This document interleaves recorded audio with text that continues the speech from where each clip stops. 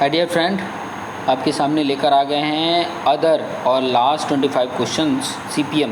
ठीक है, construction project management ये आपका सब्जेक्ट है। फाइनल ईयर डिप्लोमा सिविल के ये सब्जेक्ट है और जिसका कोड भी है 336063। देख सकते हैं ये आपका कोड है। ओके, तो स्टार्ट कर देते हैं वन बाय वन क्वेश्चंस। देख सकते हैं 26 नंबर का क्वेश्चन क्या बोला है। The construction industry has accounted for about 10% of all debit due to the accident at place of work। तो वो है 20%।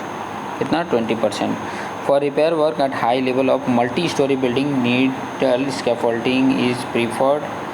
तो वो है C, as it will be not obstruct traffic at ground level।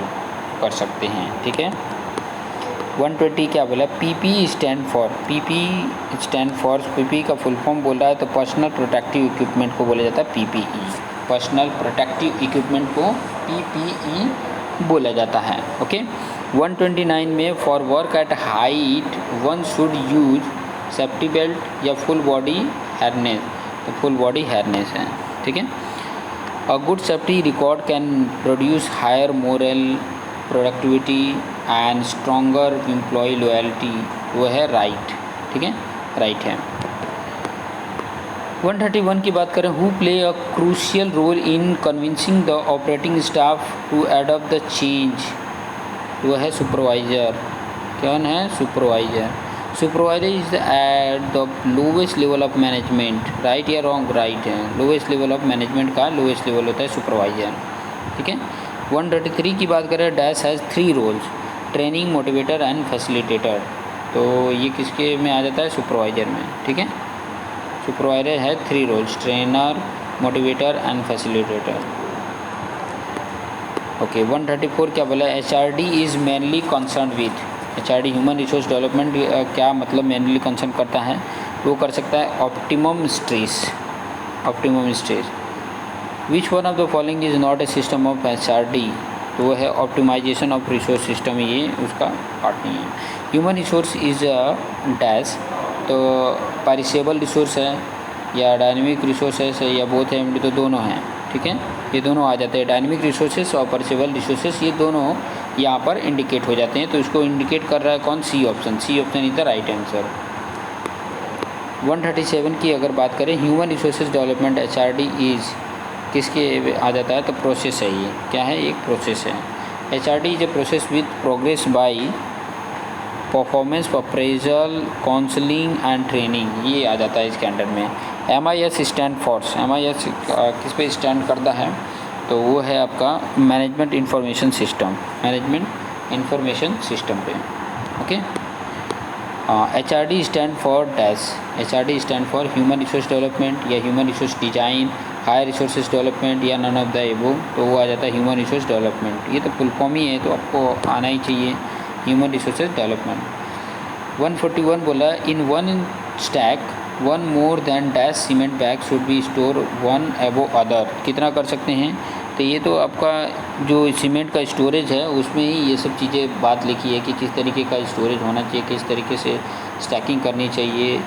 तो ये है, आप उससे भी आपको याद रह जाएगा। ठीक है, सिविल इंजीनियरिंग है तो ये सब चीज़ें आपको याद रखनी चाहिए। तो 12 होता है। In one stack not more than, मतलब 12 से ज़्यादा सीमेंट बैग एक के ऊपर एक नहीं स्टोर करना है। ओके, नेक्स्ट 142 क्या बोला? The space between the walls and cement bags all around should be at least 10 centimetre. कितना है? तो ये आपका करेक्ट ऑप्शन है 30। याद कर सकते हैं, 30 है। EOQ स्टैंड फॉर, तो ये भी बहुत अच्छा है, इकोनॉमिक ऑर्डर क्वांटिटी होता है। तो ये बी ऑप्शन इसका राइट है, इकोनॉमिक ऑर्डर क्वांटिटी EOQ होता है। Timber and plywood should be stacked separately. Agree, timber और प्लाईवुड को स्टैक किया जाता है, सेपरेटली किया जाता है, ऐसा नहीं कि एक ही साथ कर दिया जाता है। Next 145 number, in any construction project the material cost constitute about dash percentage of the total project cost.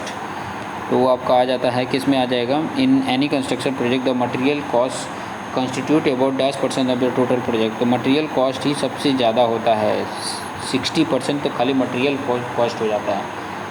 ये चीज़ें ध्यान में रखेंगे। While placing of concrete it should not be drop from more than 1 metre, 1 metre से ज़्यादा नहीं होना चाहिए, नहीं तो क्या हो जाएगा, सेग्रीगेशन के प्रॉब्लम आ सकते हैं। The course aggregation of different size like 5 to 10 mm, 10 to 20 mm, 20 to 40 mm should be store in different files. Agree, सही बात है। नेक्स्ट क्वेश्चन की देख लेते हैं। नेक्स्ट क्वेश्चन क्या है, which of the following is not a principle of preparing job layout. तो इसमें करेक्ट ऑप्शन क्या है, लोकेशन ऑफ ऑडिटोरियम। एंड 149 बोला है which of the following is not a purpose of making job layout. तो which of the following is not a purpose of making job layout, तो कौन सा है, A, to develop human resources organisation, this is the right answer.